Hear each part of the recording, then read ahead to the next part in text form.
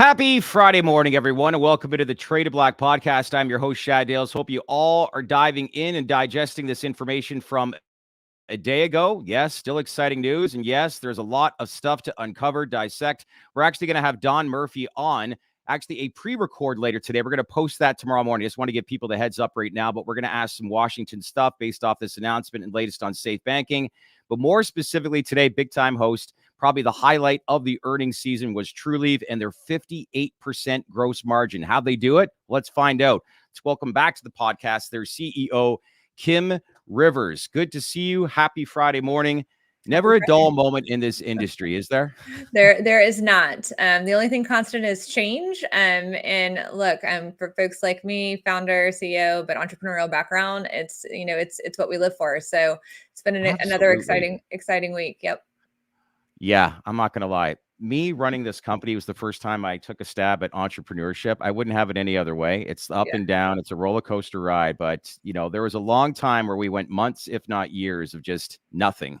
It was just all about trying to preach the whole idea that we're going to get this turned around. It's business fundamentals. But I don't think this country fully understands or digested yet that the president of the United States of America came out yesterday and basically made it official that rescheduling was announced. But yeah, we heard the rumor from 2 weeks ago, but the official obviously yesterday. Like, what does that mean to you?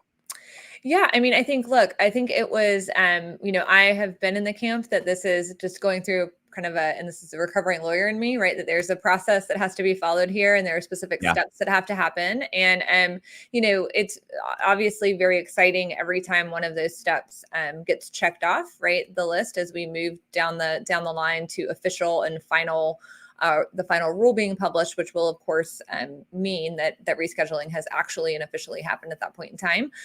But yeah, I mean, yesterday, to see, the signature of the Attorney General at the bottom of the page, and then to hear and see President Biden on camera, right, talking to the American people about marijuana and about marijuana rescheduling, it of course is another historic day, and will be right on the timeline, if you will, when we think about sort of the timeline of cannabis reform and the end of prohibition. I think that yesterday's date will be a tick on that timeline.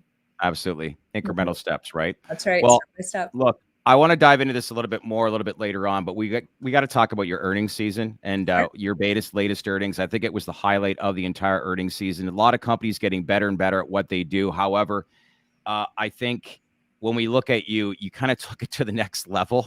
It was incredible, and I think it was the highlight. But a 58% gross margin. Yep. When you look at these numbers, would you classify this as your best earnings report you think ever? Oh, on the spot, right? we've had some pretty amazing earnings in the past. I mean, I think back to kind of the go-go days during COVID, when we had, crazy sequential growth in the 20+% range. So, I mean, those were unprecedented times as well, though. So, I mean, I would say in kind of, a normalized environment, if you will, without some sort of crazy external forces at work. Certainly it was a fantastic quarter.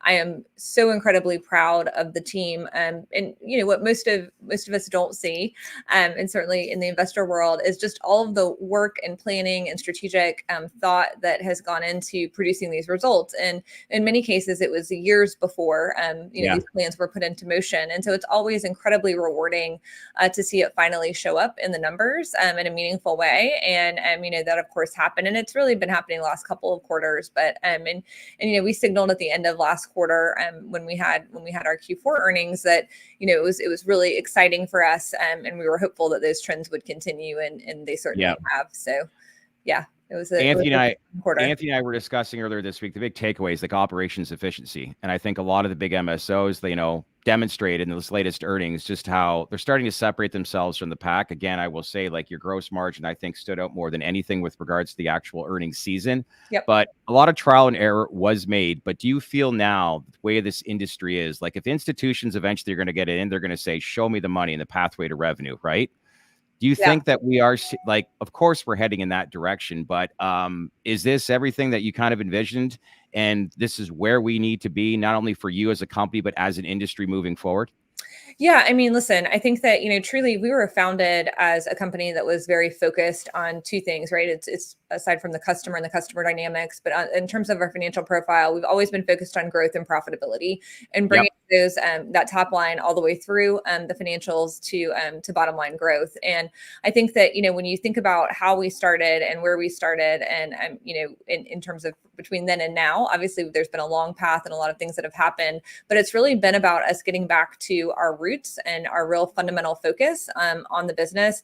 Again, some of the investments that we made that really allowed us to produce those margins and will allow us to continue posting, sequentially, great results are the fact that, we invested over 3 years ago in our Yeah. improved cultivation, platform across our markets. Certainly the most kind of tangible example of that is our 750,000 square foot facility in Florida at Jeffco, which of course is continuing to just be a monster as it relates to its efficiencies and as well as the quality of the product that's coming out of that facility. So when you talk about a facility of that magnitude producing on average 27-28% THC, 3% terpene, Yeah. cannabis at scale, right? It gives us a significant competitive advantage. I think that combined with the investments we've made in our data platforms to really be able to individualize and understand our customers and the consumer behaviors in our markets so that we can tailor things like our loyalty program that we just rolled out in Arizona and is coming out in Florida,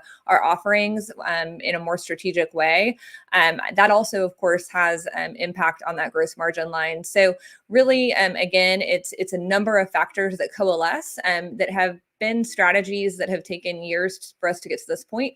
And there's more things. What's exciting for me is that there's more and more that we've got in the pipeline that is going to continue to come through in the business as this industry matures. And I do think that when additional institutional dollars come into play, that Yeah. sure, they're going to be looking for sophisticated operators who have, specific strategies that they've employed to create differentiation within the market that is showing up in a meaningful way in the financial profile of the company. How sophisticated is this facility compared to competition within the state? I don't want to name any other names, but for you to focus on one specific market in the early days, let's face it, when you're an entrepreneur, when you start and kick things off, you need to focus on one thing and do it really well, which you've really, really done. So look, you're taking on the biggest risk with Amendment number 3, basically going into the election, but big risk, big reward. Yeah. You look at some of the margins that are taking place right now, but I think there's a lot of people that I've spoke to in the last 24 to 40 hours say this credible company set up to succeed both short term, long term. But when you look at this facility, like how much, I guess is the level of sophistication when it comes to automation in comparison to say other facilities within the state? Yeah, I mean, I can't speak to other facilities. They haven't invited me for a tour. I'd be happy to go if they if they want to have me through. But I'm good. I'm good. yeah, what I do believe is that the level of design as well as the execution of that design, because it's one thing to have something great on paper, but really to see it again show up in the facility and exceed our expectations. I think that it's probably the most sophisticated facility in the country at this point in time. I would put it up against not only in the cannabis industry, but in other agricultural facilities as well across the country. Yeah. And really, it's the mindset. And we've seen a lot of automation in cannabis before. If you think about kind of the Auroras of the world and the Canopies of the world, and I did have the opportunity to tour those facilities. And here's where it's fundamentally different.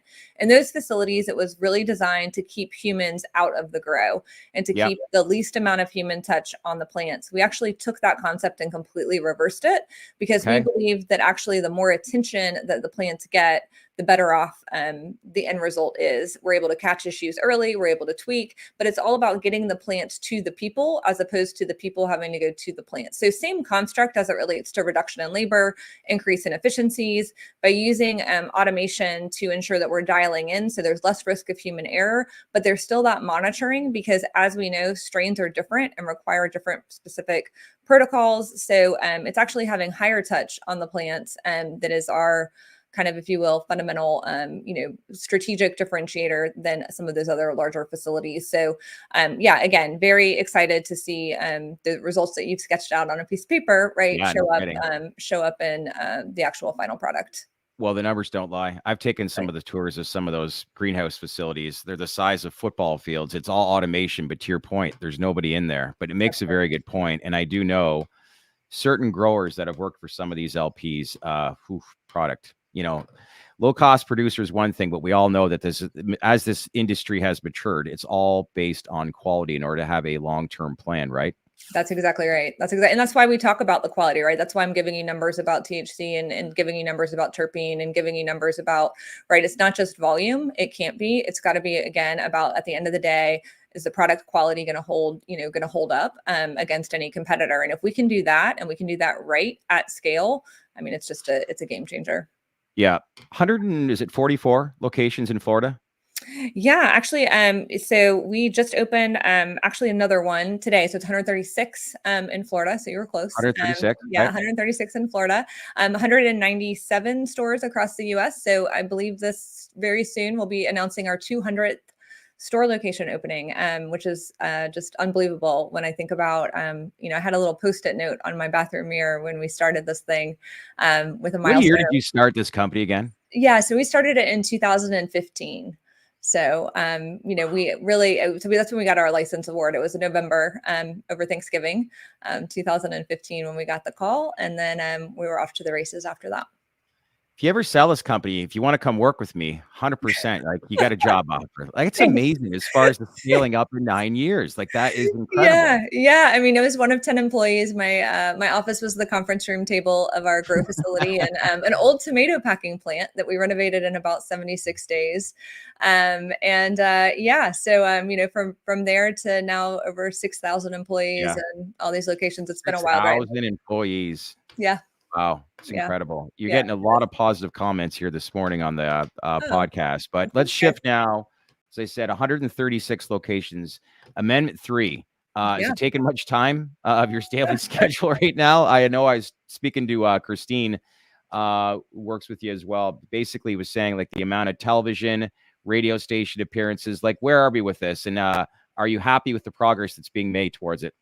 Yeah, I mean, look, I am so passionate about this and so passionate about one of our core missions when we started Trulieve, literally in our application in those early days was that we were founded to, provide increased access to quality cannabis products throughout the markets in which we serve. And so to have the opportunity to be on the ballot to really bring a meaningful increase in access to the state of Florida is really one of those pivotal moments for me and for this company. And so, listen, we're going to do what it takes. I'm very excited that we have the opportunity to be on the ballot and folks finally have an opportunity to vote on this in the state of Florida. And I'm very pleased with where we are right now. I think we're in a great posture. I was, of course, very happy to have some fellow companies, CEOs in the industry jump on board and join the coalition. There's, conversations ongoing in terms of how we're all going to pitch in and continue to contribute not only financially, of course, but also with our networks and our platforms and making sure that we're mobilized appropriately across the state. So it was very exciting. This past week, we launched our first media blitz.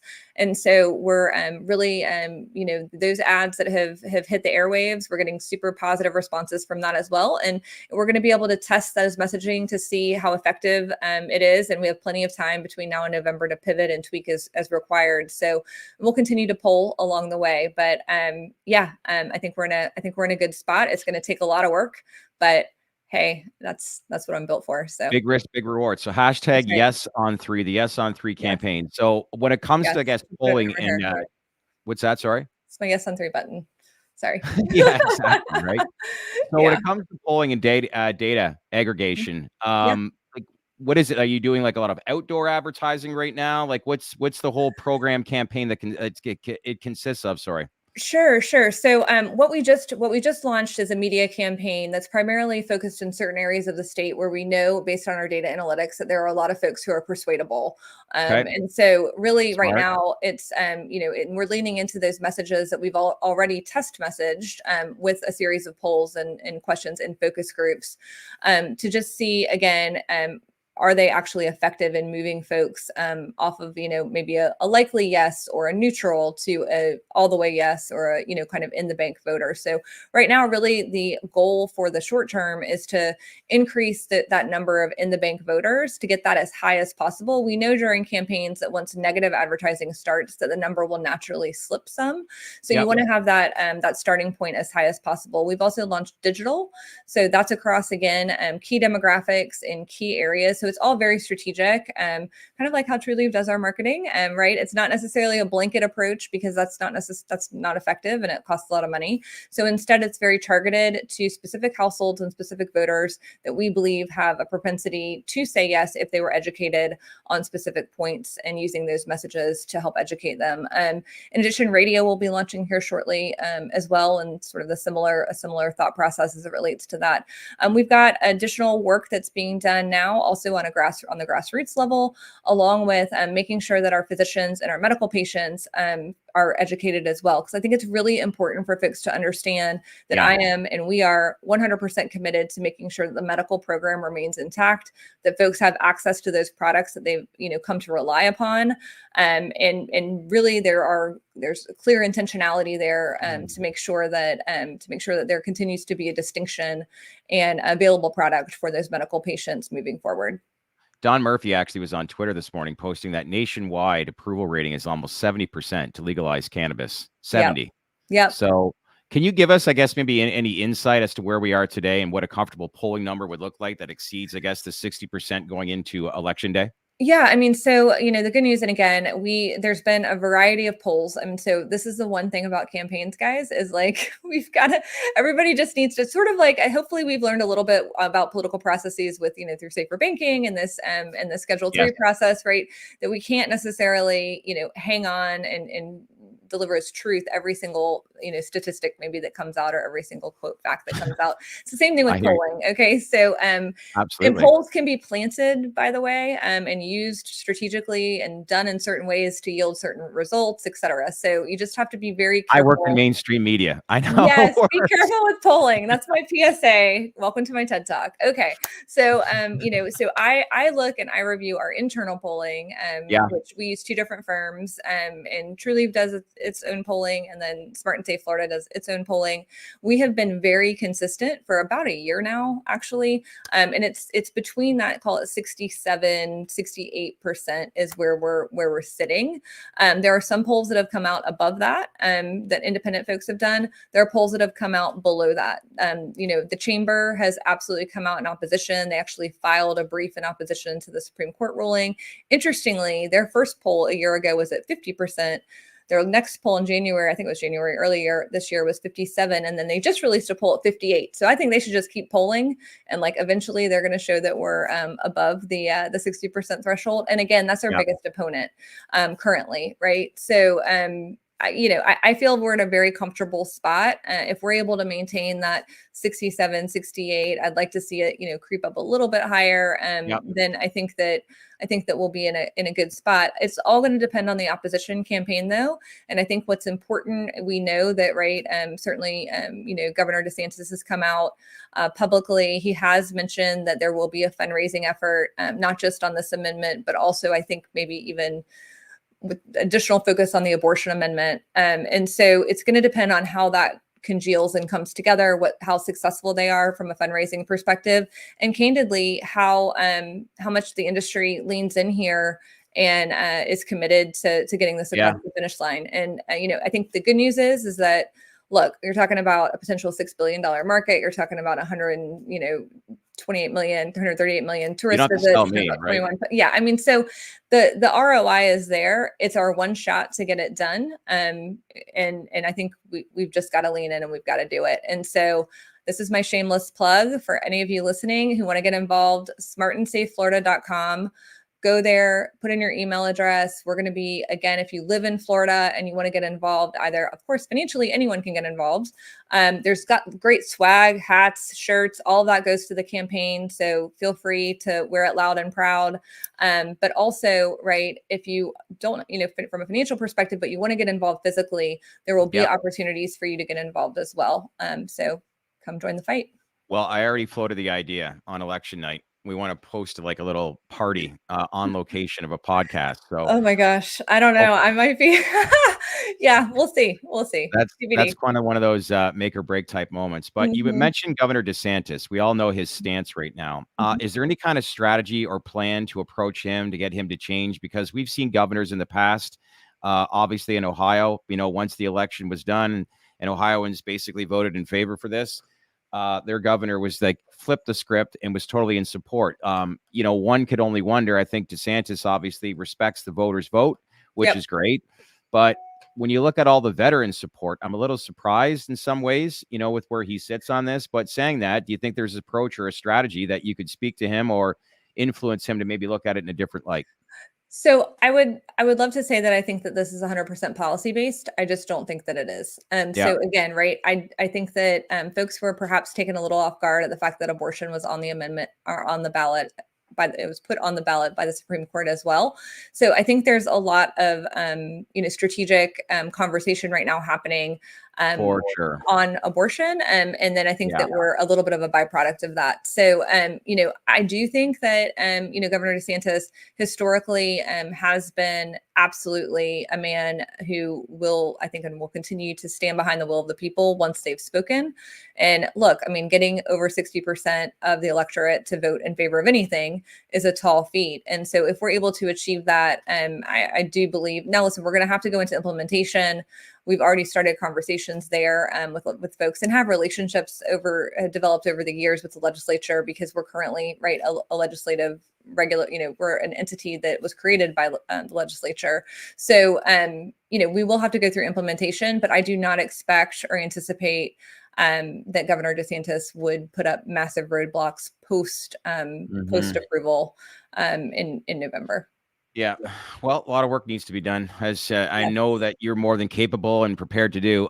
When it comes to, I guess, different states that have passed adult use in the past, one state that comes to mind is Arizona, and their electoral matches a lot with Florida. Yep. But their latest, or I should say latest, their numbers basically when it was passed was 60.03% in favor and 39.9% not in favor. So I am assuming that when you look at some of these other adult use states, there's basically a template in place as to what you've seen, what's worked in the past, I assume, correct? Yeah, no, for sure. We definitely look at past campaigns. I mean, the wonderful thing is, that my, head of government relations actually worked on that campaign. And so we were able to, bring her over from Harvest and the Harvest acquisition. And so she is very, very familiar with how that campaign operated and was really one of the architects of that victory. So we certainly have that knowledge in house. But I will Yeah. also just mention Florida is a beast in and of itself. It is just such a large state with so many different MSAs and different demographics and leanings from county to county, really, that it is and listen, that's why it's one of the more expensive states to run a successful campaign in, because it is a battleground state, and there are a lot of nuances and different audiences that have to be talked to in Florida that is not necessarily the case in other markets. So we're going to do it. We're going to do it kind of true to Yeah. Florida, but certainly are absolutely taking guides from other places where they've had success. Yeah. 100%. Yeah. Well, maybe we can get Governor DeWine and Governor DeSantis out for dinner one night and Yeah. I wish it save were that. I wish it were that easy. before and after. Yeah. Last thing I'll bring up before I let you go is obviously the announcement from yesterday. Yeah. As I said off the top, big announcement to say the least for the industry.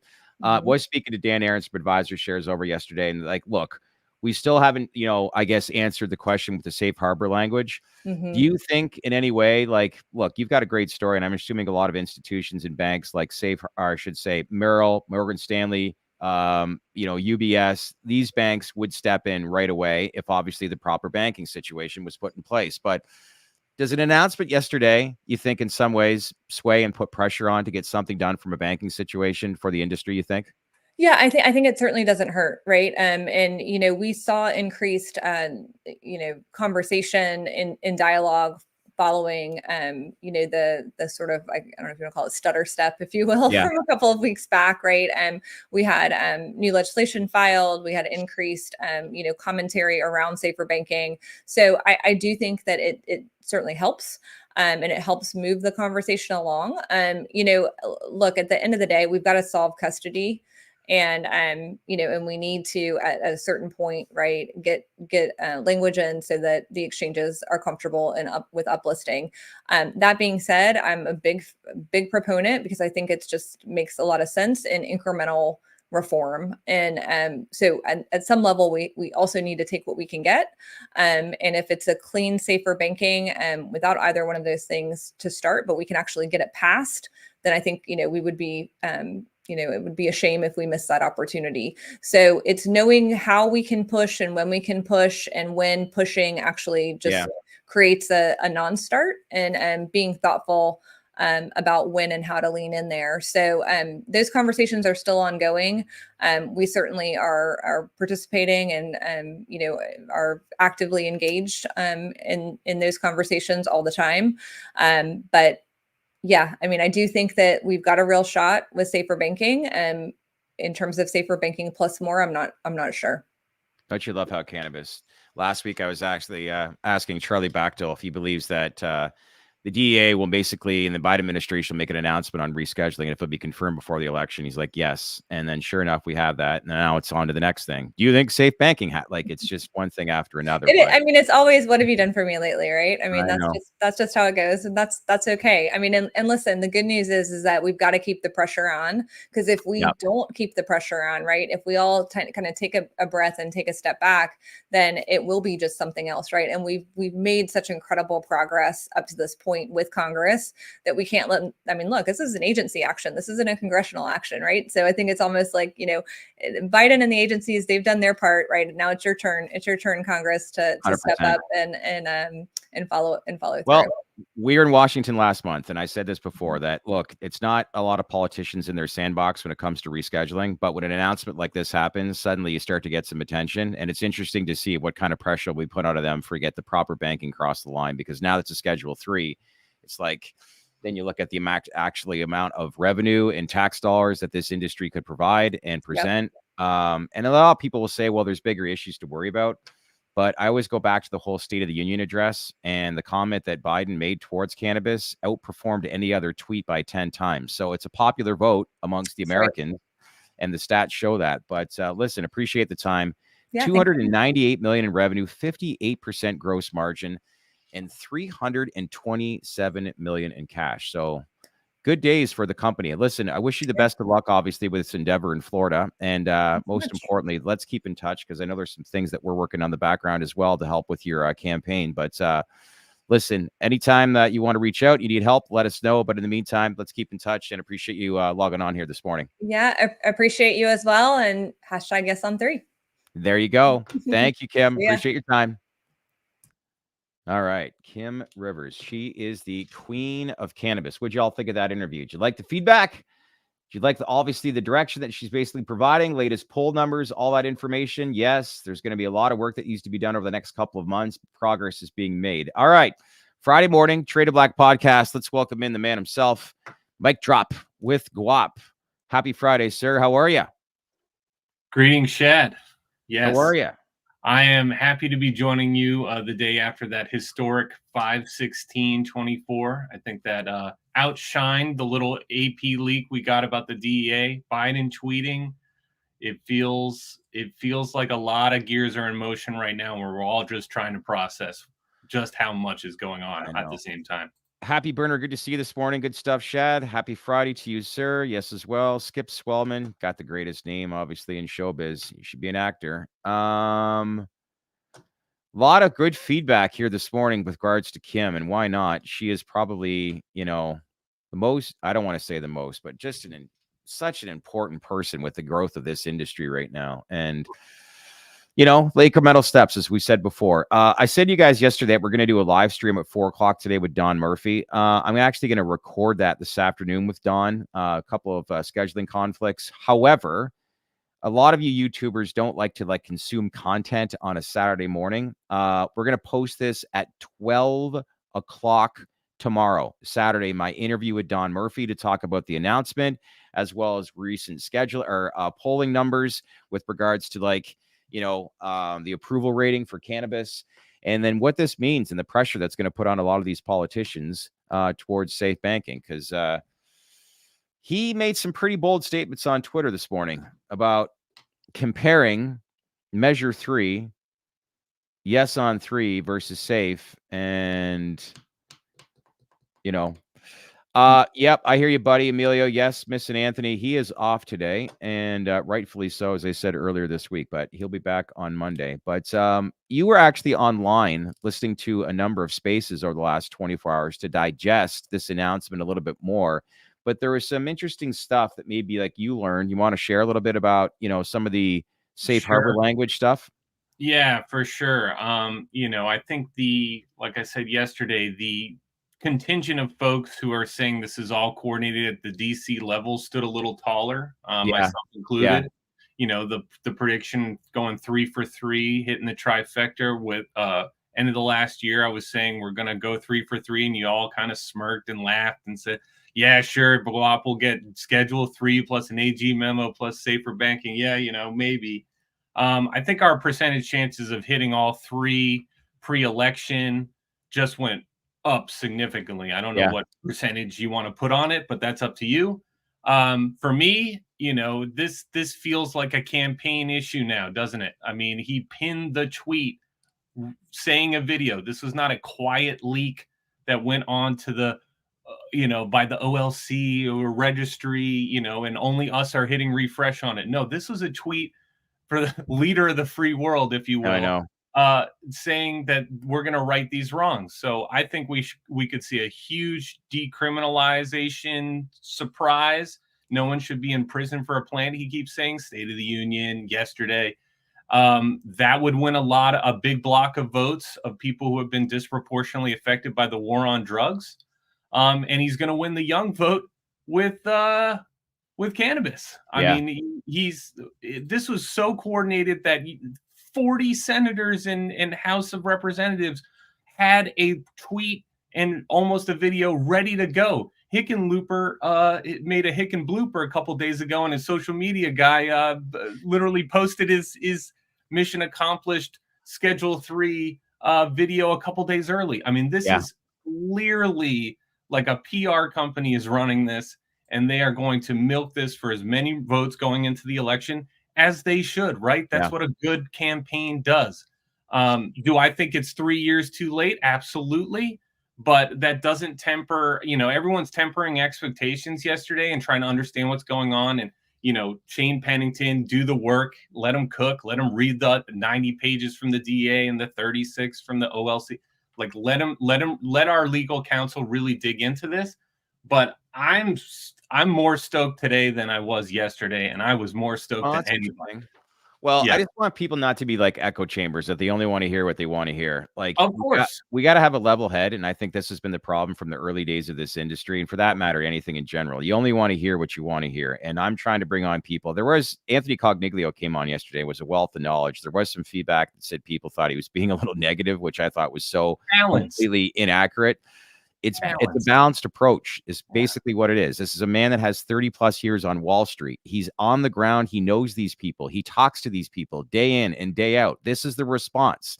So yes, a big announcement that was made yesterday and a big step in the right direction, but these are incremental steps. Let's not worry about what happened 2-3 years ago. We're here today. This is what's been presented to us, and now it's on to the next thing. If you want to be part of an emerging industry that potentially could create the biggest generational wealth in this generation, guess what?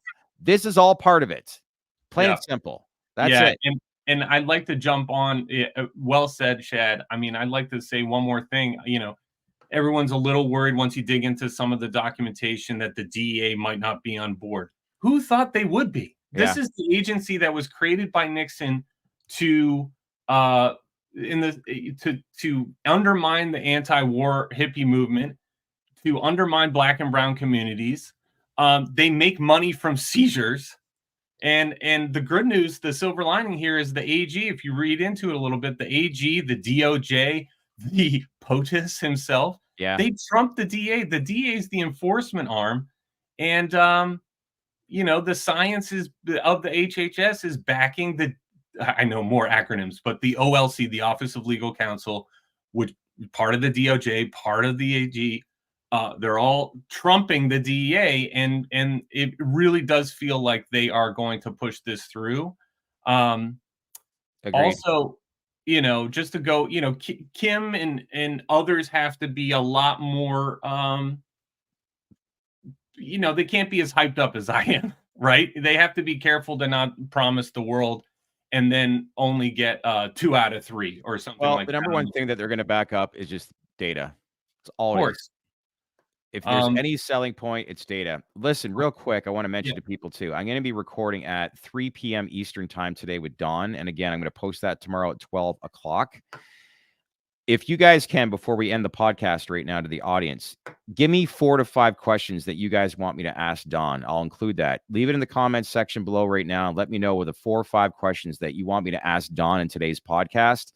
I think there's a lot of interesting stuff to obviously dive into. And most importantly, you guys have reached out the last week or so to get him back on. So if there's something specifically that you want me to basically share, or at least ask, let me know what it is, and I will include that in the recording this afternoon and have that up, like I said, on our channel tomorrow, and provide you some direction and some advice on, basically his insight and what it means for safe banking off of this announcement, because that's a big one. I can't imagine, Guap, all the stuff that's taken place, like the day comes when safe gets announced, like what that'll be like.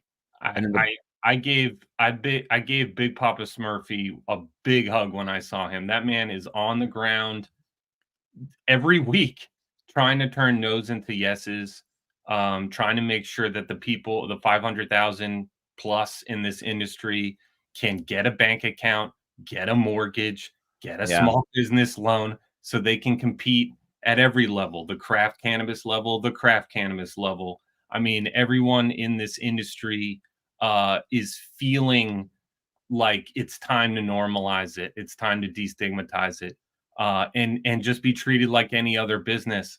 And I think that, it takes a while for what's fair and common sense to happen. But man, does it feel good to wake up this morning and feel like things are cooking. Gears are in motion. Christopher Yeah. Brady's always got the great. Don, what's your favorite brand or strain? Sorry. I have a few brand strain names for Don for sure that I feel like would do well. Our DC Donatello, he's the man, and I definitely when I saw him move to tears with the Schedule 3 announcement and what it means to patients out there, means to the veterans out there, I felt that for sure. Yeah. Oh man, the questions are pouring in now. Yeah, everyone wants to know, when moon, when uplisting, when custody, and the reality is, I'm being sarcastic with some of the stuff that's being mentioned right now. But no one truly knows, right? But this, you'd be silly not to. And Boris was on a space yesterday. I listened to 3-4 spaces. Boris is the chairman of one of the largest MSOs, and he's one of the biggest investors in the space. So you have to keep that all in mind. But he said he was just dropping amazing nuggets of information last night.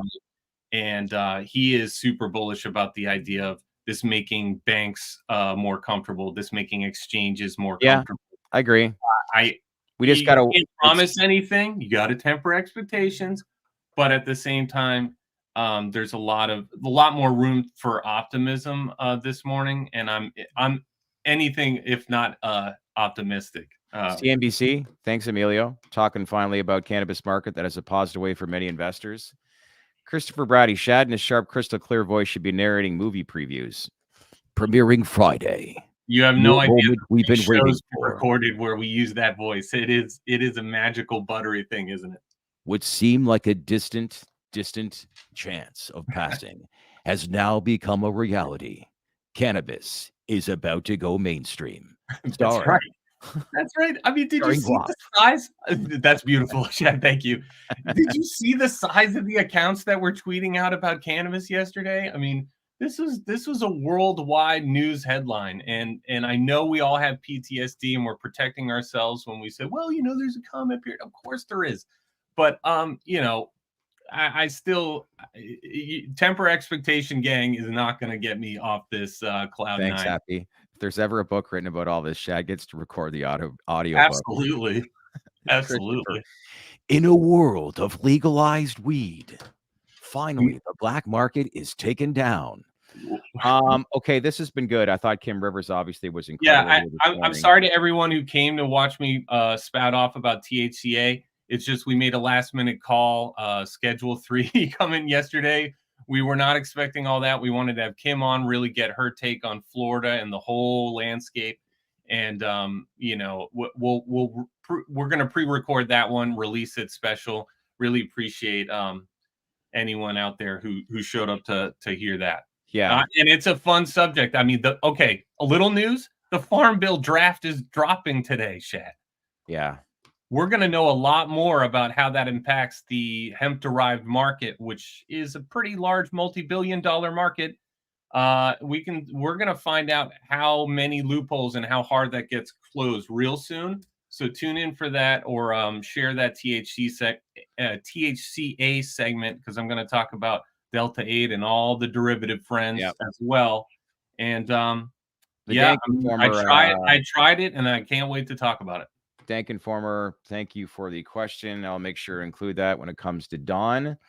And then again, Small Cap Sunday, actually doing a recording of that this afternoon. We're going to post that Sunday night. Our lead research, Bill McNarland. We're actually going to be highlighting our one cannabis company this week is High Tide. So you'll find that interesting as we dive into that, along with 3 other small cap companies that are industries similar to cannabis that you need to basically just listen and keep an open mind. But we've had some great dialogue so far in the first 2-3 weeks of that show as we're diversifying a little bit. I just got a text from Emily Paxio. I was hoping that she could join us right now, but guess what? We had a lovely interview. I feel like she's one of the best spokespeople for the industry as a whole. She got on there. She's not going to be joining us because you know where she is right now? Hopefully somewhere really nice. She's in Hawaii. There you go. So it's early. It's real early in Hawaii. So I give her credit just for responding. Or maybe it's real late where she's at. Either way, Emily, hope you're having fun, obviously. Scotland's ahead. Hawaii's way behind. Yes. So if you thought you were texting her at 8 a.m. Pacific time, she's texting you back real early Hawaii time. All right. So Sunday night, 8 o'clock, the Small Cap Sunday show with myself, along with Bill McNarland, highlighting 4 small cap companies that you need to follow and listen to that we find interesting. As well, tomorrow at 12 o'clock, we're going to be posting the interview with Don Murphy that I'm doing later today. And that should wrap things up for this week. Breaking news, Shad. The Dank Informer, a friend of the hemp industry, not really. He was tuning in. He just posted in the comments here. Arns might want to bring it up. The Federal Registry just printed the DEA notice of proposed rulemaking. So the little filing we thought was going to hit the registry just did.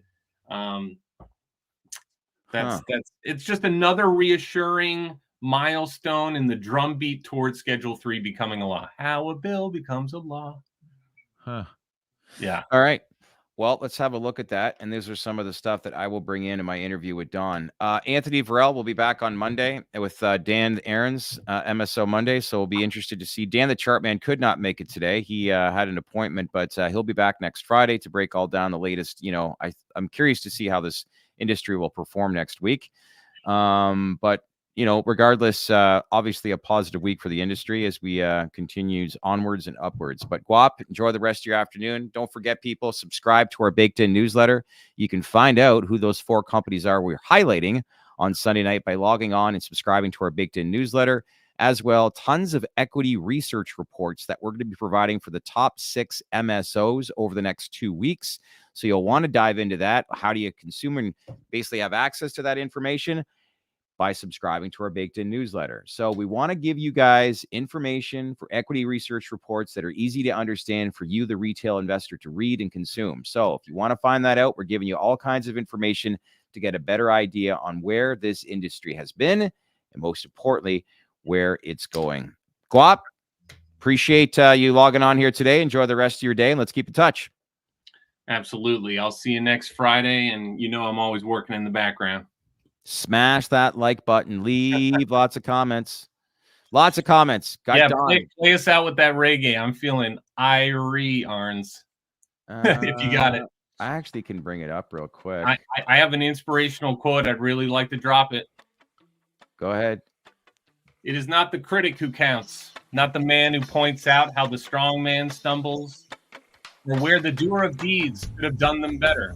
The credit belongs to the man actually in the arena, not the marina, whose face is marred by dust, sweat, and blood, who strives valiantly, who errs, who comes short again and again, because there's no effort without error and shortcoming, but who does actually strive to do the deed, who knows great enthusiasms, the great devotions, who spends himself in a worthy cause, who at the best knows in the end the triumph of high achievement, and who at worst, if he fails, at least fails while daring greatly, so that his place shall never be with those cold, timid souls who neither know victory nor defeat.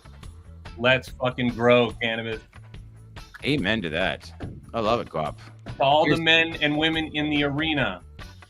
Well, Ron Burgundy had his line. Here's mine. I'm Shad Dale saying good night. And always remind yourself, it's nice to be important, but it's more important to be nice.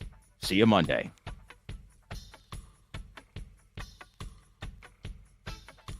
Down with Schedule 3. Hey, everyone. Thanks for watching our latest podcast. Lots of momentum building. You guys getting all excited? Leave comments below. Again, we want to take this viral. Smash that like button and make sure to click on that bell for all notifications as we start to bring on bigger and bigger guests. Don't forget to subscribe to our daily newsletter, the Baked In newsletter, by logging on to thedalesreport.com. And we want to take this viral, as I said, and make this community grow. So make sure to subscribe on that channel because we wouldn't be here without you. Thanks again, everyone, for watching.